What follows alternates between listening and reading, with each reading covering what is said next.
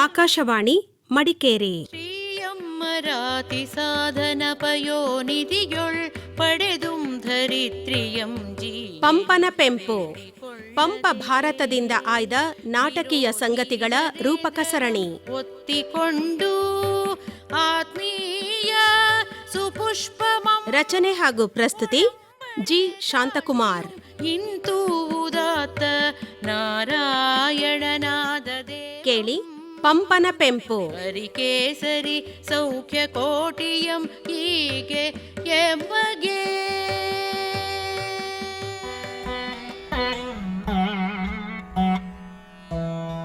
ಗದಾಯುದ್ಧವು ಅನೇಕ ಕವಿಗಳನ್ನು ಕಾಡಿರುವ ಘಟನೆ.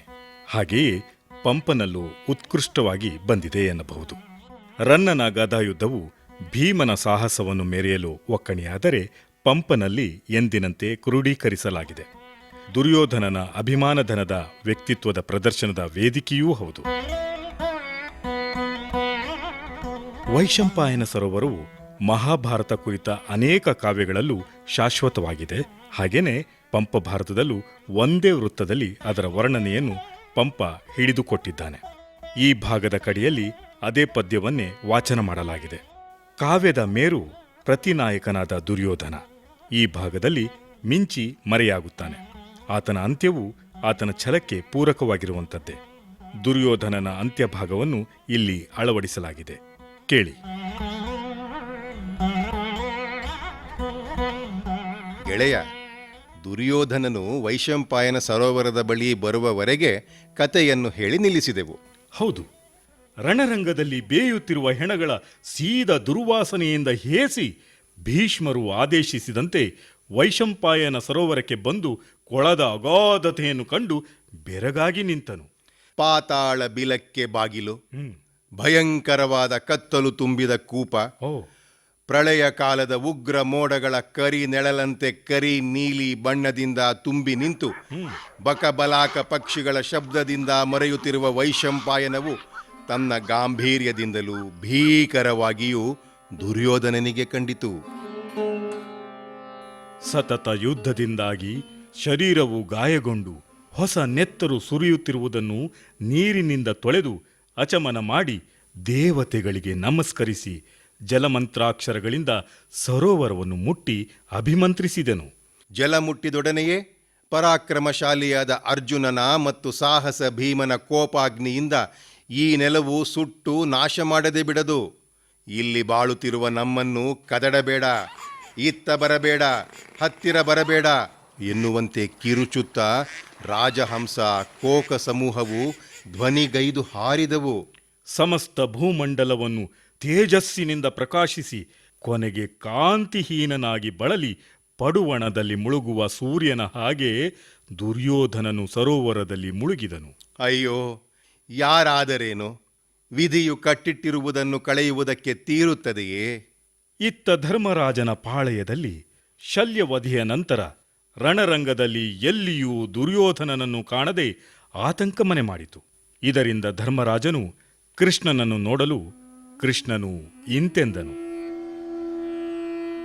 ಇಂದಿನ ಸಾಯಂಕಾಲದವರೆಗೆ ಶತ್ರುವನ್ನು ಕೊಲ್ಲದೆ ಹೋದರೆ ಇನ್ನೆಂದೂ ಆತನು ಅಸಾಧ್ಯನಾಗುವನು. ಇಂದೇ ಬಲರಾಮನು ಆತನನ್ನು ಕೂಡಿಕೊಳ್ಳುತ್ತಾನೆ, ಬಳಿಕ ಆತನ ವಧೆ ನಡೆಯದು. ಹಾಗಾಗಿ ದುರ್ಯೋಧನನು ಮರೆಯಲಿದ್ದಾನೆ. ಹಾಗಿಲ್ಲದೆ ಅಭಿಮಾನಧನನಾದ ಆತ ರಣರಂಗದಲ್ಲಿ ತಲೆಮರೆಸಿಕೊಳ್ಳುವನೇ? ಕೃಷ್ಣ, ದುರ್ಯೋಧನನು ಸಮುದ್ರವನ್ನು ಹೊಕ್ಕರೂ ಸಮುದ್ರವನ್ನು ಇಡಿಯಾಗಿ ಕುಡಿದು ಆತನನ್ನು ಹೆಕ್ಕಿ ಈ ಭೀಮನು ಕೊಲ್ಲುತ್ತಾನೆ. ಪಾತಾಳ ಹೊಕ್ಕನಾದರೆ ಆದಿಶೇಷನ ಹಲ್ಲು ಮುರಿಯುತ್ತೇನೆ. ಬ್ರಹ್ಮಾಂಡವನ್ನು ಹೊಕ್ಕರೆ ಬ್ರಹ್ಮನ ಗೋಣು ಮುರಿಯುತ್ತೇನೆ. ಹೇ, ದುರ್ಯೋಧನನಿಗೆ ಪುಗಲು ಮೂರು ಲೋಕದಲ್ಲೂ ದಾರಿಯಲ್ಲಿಹುದು. ಹೀಗೆ ಭೀಮನು ಉಗ್ರರೂಪ ತಾಳಲು ಆತನು ಕಳಿಸಿದ್ದ ವಿಂಧ್ಯಕನೆಂಬುವವನು ಬಂದಿದ್ದಾನೆ ನೋಡು. ದುರ್ಯೋಧನನನ್ನು ಹುಡುಕಿ ಬಳಲಿ ನೀರು ಕುಡಿಯಲೆಂದು ವೈಶಂಪಾಯನ ಸರೋವರಕ್ಕೆ ಬಂದಾಗ ದಡದಲ್ಲಿ ನೇಗಿಲು, ವಜ್ರ, ಶಂಖ, ಚಕ್ರ ಗುರುತುಳ್ಳ ಹೆಜ್ಜೆಯನ್ನು ಕಂಡೆನೆಂದು ಅರುಹಿದನು. ಅದಕ್ಕೆ ಕೃಷ್ಣನು ಕಾಲಾಯಾಪನೆ ಮಾಡಲೆಂದು ಆತ ಸರೋವರವನ್ನು ಹೊಕ್ಕಿರಬೇಕೆಂದು ಹೇಳಿ ಎಲ್ಲರನ್ನು ಒಗ್ಗೂಡಿಸಿ ವೈಶಂಪಾಯನ ಸರೋವರದ ಬಳಿ ಬಂದು ವಿಂಧ್ಯಕನು ಹೇಳಿದ ಗುರುತುಗಳನ್ನು ಕಂಡನು. ಅದೋ ಶಂಖಗಳನ್ನು ಊದಿದರು, ನಗಾರಿಯನ್ನು ಹೊಡೆದರು, ಎಲ್ಲರೂ ಹೋ ಎಂದು ಕೂಗಿದರೂ ದುರ್ಯೋಧನನು ಹೊರಗೆ ಬಾರದಿದ್ದಾಗ ಭೀಮನು ಆರ್ಭಟಿಸಿದನು. ಈ ಭೂತವು ನನ್ನ ಧ್ವನಿಯನ್ನು ಕೇಳದಲ್ಲದೆ ಹೊರಗೆ ಬರಲಾರ. ಆತನನ್ನ ಕೆಣಕುವುದನ್ನು ನಾನು ಬಲ್ಲೆ, ಸುಮ್ಮನಿರಿ. ದುರ್ಯೋಧನ, ಹುಟ್ಟುತ್ತಲೇ ಹುಟ್ಟಿದ್ದ ನಿನ್ನ ಛಲವೇನಾಯಿತೋ? ಯುದ್ಧದ ಉರ್ಕು ಎಲ್ಲಿ ಹೋಯಿತು? ಪಾಂಚಾಲಿಯನ್ನ ಎಳೆವಾಗಿನ ಶೂರತನ ಎಲ್ಲಿ ಅಡಗಿತೋ? ಶೂರನೇ, ಹೇಳು. ಗರ್ವವೇ ಮುಂದಾಗಿದ್ದ ನೀನು ಮೀನು ಮೊಸಳೆಗಳಂತೆ ಹೊಕ್ಕು ಈಗ ನಗೆ ತರಿಸುತ್ತಿದ್ದೀಯಲ್ಲ. ದುಶ್ಯಾಸನನ ಎದೆ ಬಗೆದು ರಕ್ತ ಮೊಗೆದು ಕುಡಿದೆನು. ಅದನ್ನು ಕಂಡು ಹೆದರಿದೆಯೋ? ಛೀ, ಕೊಳದಿಂದ ಹೊರಗೆ ಬಾ. ಈಗ ಕೊಂದು ಹಾಕುತ್ತೇನಲ್ಲವೇ? ಇನ್ನೂ ಬಾಳುವಾಸೆಯೇ ನಿನಗೆ? ಮೀನಿನ ನೆವದಿಂದ ನೀನು ನೀರಿನಲ್ಲಿದ್ದೀಯೇ? ಈ ಸರೋವರವನ್ನ ತುಳುಕಿ ಪಾತಾಳವನ್ನ ತಡುಕಿ ನಿನ್ನನ್ನು ಅಪ್ಪಳಿಸಿಕೊಳ್ಳುತ್ತೇನೆ. ಹೀಗೆ ಕುಳಿತಿರುವೆಯಾದರೆ ನಿನ್ನನ್ನ ದುರ್ಯೋಧನ ಎನ್ನಬಹುದೇ? ಅದು ಭೀಮನ ಆರ್ಭಟವನ್ನು ಕೇಳಿದ ದುರ್ಯೋಧನನು ರೋಷವುಕ್ಕಿ ಚಿತ್ತಸ್ಖಲನೆಯಾಗಿ ಜಲಸ್ತಂಭ ಮಂತ್ರವೆಲ್ಲ ಮಾಯವಾಯಿತು.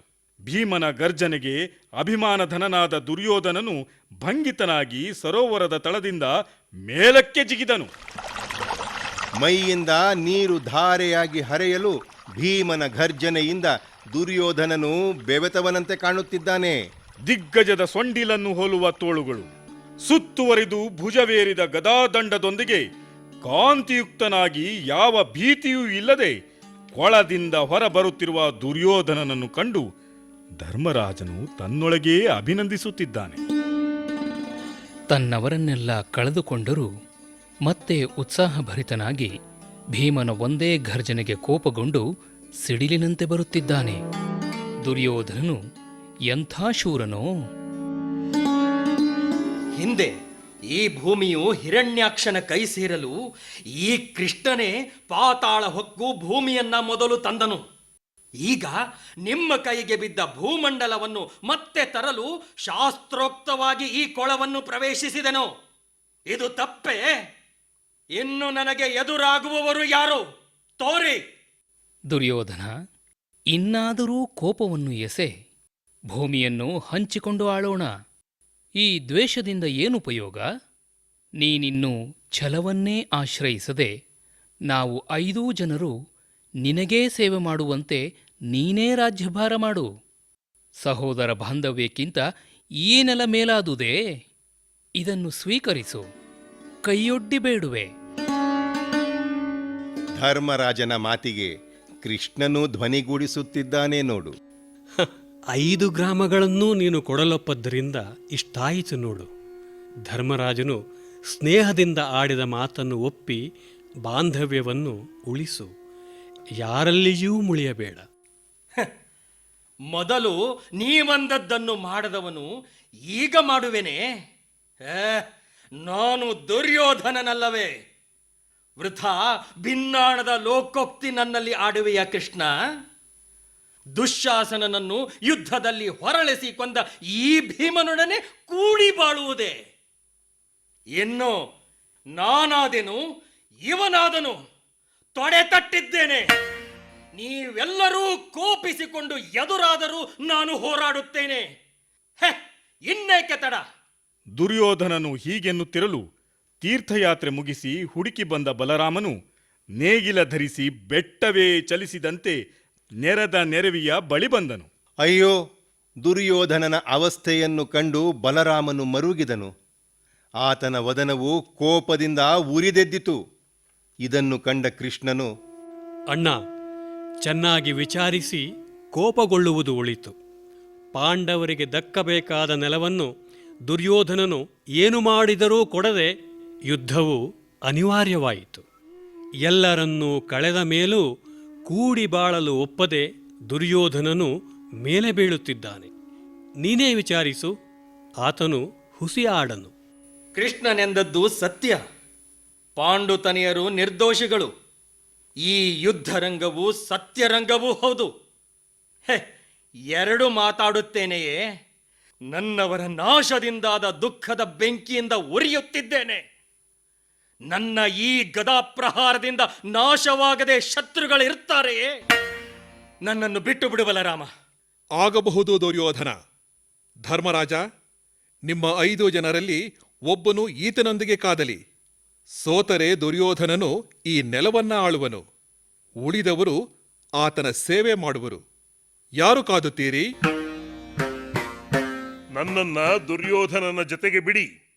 ಸುಯೋಧನನ ಬದ್ಧ ವೈರಿ ನಾನಿರುವಾಗ ಇನ್ನಾರಲ್ಲಿ ಕೋಪ ಉಂಟು? ಮಹಾಪ್ರತಿಜ್ಞೆಗೈದಿರುವನು ನಾನೇ. ನೆಲದ ವಿಷಯ ಹಾಗಿರಲಿ, ಕಾಳಗಕ್ಕೆ ಸ್ಥಳವನ್ನು ಗುರುತಿಸು. ಬಲರಾಮ, ನನ್ನನ್ನು ಗೆಲ್ಲಲು ಸಮರ್ಥರಾದವರು ಅದಾರು? ಎರಡು ಮಾತಾಡಬೇಡ. ಹೀಗೆಂದೊಡನೆ ಅದು ಇಬ್ಬರ ಕಾದಾಟಕ್ಕೆ ಯುದ್ಧರಂಗ ಸಿದ್ಧವಾಯಿತು. ಇಬ್ಬರ ಗದಾಪ್ರಹಾರಗಳ ಸಿಡಿಲಬ್ಬರಕ್ಕೆ ಕುಲ ಪರ್ವತಗಳು ತಳದಿಂದೆದ್ದು ಆಕಾಶಕ್ಕೆ ನೆಗೆದು ಸಮುದ್ರದಲ್ಲಿ ಮುಳುಗಿದವು. ಆಕಾಶವು ಸುಕ್ಕಿ ಬಿಕ್ಕಿದ ಬಾಯಂತೆ ಸುರುಟಿ ಹೋಯಿತು. ಈ ಗದಾ ಯುದ್ಧದ ಪರಿಯನ್ನು ಕಾಣಲು ಈ 2 ಕಣ್ಣುಗಳು ಸಾಲದಾದವು ಗೆಳೆಯನೇ.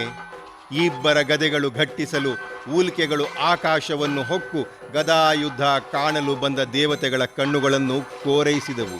ಭೀಮ ದುರ್ಯೋಧನರ ಗದಾಯುದ್ಧವು ಘೋರವಾದುದು. ಖಣಿಲ್ ಖಣಿಲ್ಯನೆ ಭೂಮಿ ನಡುಗಿತು. ಬೆಟ್ಟಗಳು ಸಡಿಲವಾಗಿ ಕಳಚಿ ಬಿದ್ದವು. ಅದೋ ದುರ್ಯೋಧನನು ವಿದ್ಯಾಧರ ಕರ್ಣದ ಪಟ್ಟಿನಂತೆ ಮೇಲೆ ನೆಗೆದು ಘರ್ಜಿಸುತ್ತಾ ಗದೆಯಿಂದ ಭೀಮನಿಗೆ ಹೊಯ್ದನು.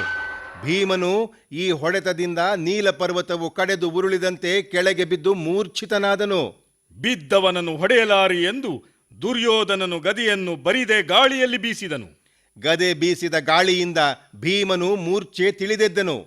ಕೆಳಗೆ ಬಿದ್ದ ಗದೆಯನ್ನು ಎತ್ತಿ ಹಿಡಿದ ಭೀಮನನ್ನು ಬಣ್ಣಿಸುವ ನೆವದಿಂದ ಕೃಷ್ಣನು ನಿನಗೆ ಜಯವಪ್ಪುದು ಎಂದು ತೊಡೆಯನ್ನು ತಟ್ಟಿ ಆರ್ಭಟಿಸಿದನು. ಇದರಿಂದ ಭೀಮನು ದುರ್ಯೋಧನನ ಮರ್ಮಸ್ಥಳ ತೊಡೆಯೆಂದರಿತು ಹೊಂಚು ಹಾಕುತ್ತಾ ಮೇಲೆರಗಿ ಬರುವ ಶತ್ರುವಿನ ತೊಡೆಗಳನ್ನು ಗುರಿಯಾಗಿಸಿ ಹೊಡೆದನು.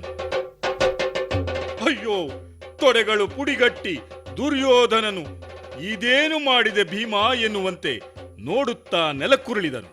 ಬಿದ್ದು ಮೂರ್ಛಿತನಾದ ದುರ್ಯೋಧನನೆಡೆಗೆ ರೋಷದಿಂದ ಹತ್ತಿರ ಬಂದು ಭೀಮನು, ಇದಿದ್ದರಲ್ಲವೇ ಇವನಿಗೆ ಪಟ್ಟಾಭಿಷೇಕವು?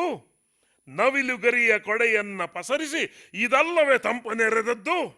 ಇದನ್ನು ಧರಿಸಿದ ತಲೆಯು ಛಲದಿಂದ ಯಾರಿಗೂ ಬಾಗಲಿಲ್ಲವಲ್ಲವೇ ಎಂದು ದುರ್ಯೋಧನನ ಕಿರೀಟವನ್ನು ಭೀಮನು ಒದ್ದನು.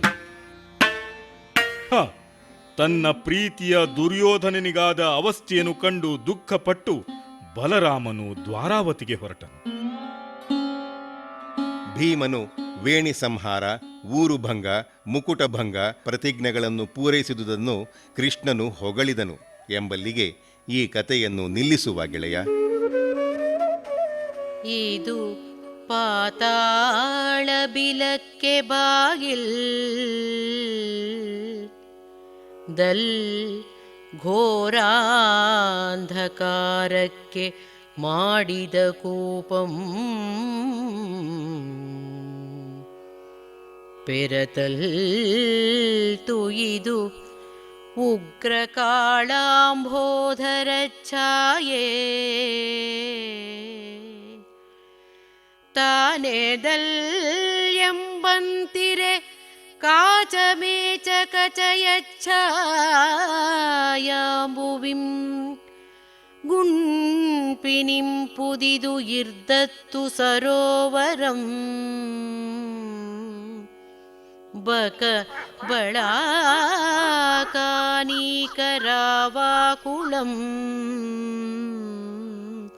ಆ